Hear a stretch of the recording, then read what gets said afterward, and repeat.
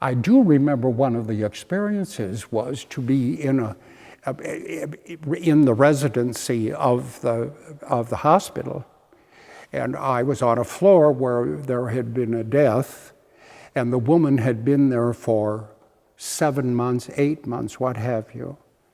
And when the death occurred, the family lingered a very long time, and there was much wailing and that kind of thing. And I tried to comfort them and tried to help them accept this and move on, because that's what I was there for.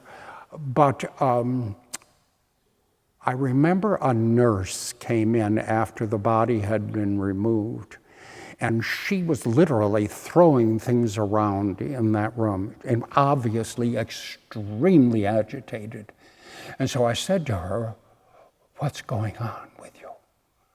And she said, "I have worked with this patient for whatever the length of time that she had been here, and now they expect me to have this room ready to be reoccupied within 6 or 7 hours." And she said, "It's just like a mill." Ooh, I thought to myself, there's got to be a solution for this. So the very next day, I asked the head nurse on that floor, could we have a staffing? And she said, "What do you want to do?" And I told her what had happened with this nurse. And so she said, "Well, let's see what happens." So we got the nursing staff together, and I brought this up, and we found out that they were very distressed with the fact that when life was over for that patient, then that new patient was brought in, and it was just,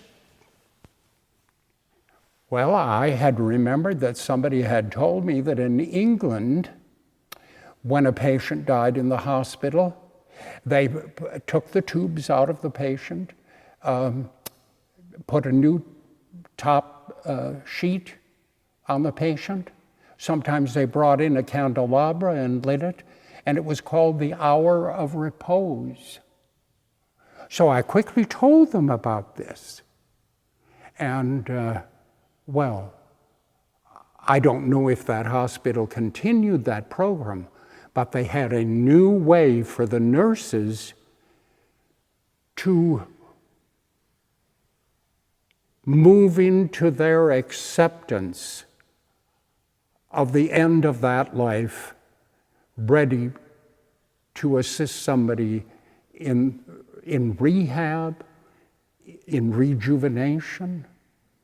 And that became the direction that I saw a lay ministry ought to go.